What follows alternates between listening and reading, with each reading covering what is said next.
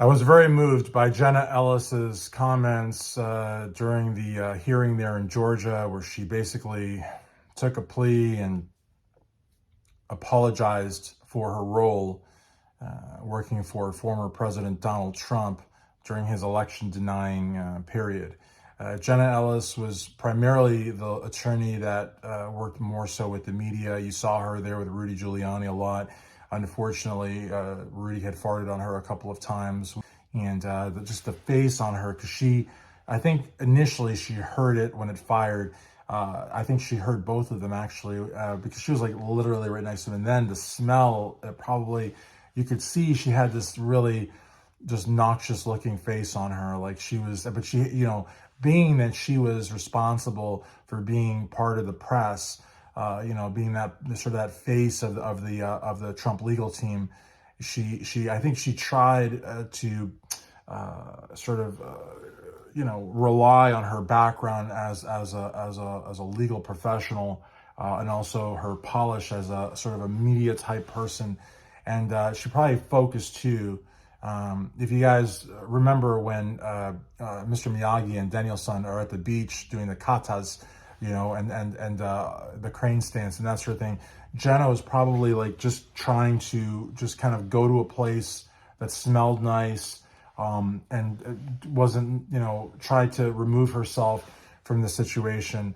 But it's something that I think some of the Desert Storm veterans could relate to. When they went to war, there was always this fear that Saddam was going to use chemical weapons on them, and so, when you get farted on by the likes of Rudy Giuliani, and not once, but twice, while you're, basically trying to be the face of a frivolous case, as was the Trump one, there's a lot going on there. But she was able to just keep going there, probably doing a lot of breathing through her mouth. But the reality of the matter is that, she was very, very sad. The Colorado bar censured her. So basically, she's a laughing stock of her profession. And then, she welled up and cried and apologized to Georgia. So, that's a bad look for her. And hopefully she'll be able to do a turnaround, and take off some of that black eye that she gave the legal profession. I know that I'm really embarrassed that I'm a lawyer too. But the thing is, because of what she did. But the thing is that she apologized, she got censured, and hopefully she will be able to change and do something good for the profession, and maybe redeem herself in the faces of 300+ million Americans, and be more than somebody that was part of this ridiculous case. And maybe at some point we'll forget that Rudy farted on her twice.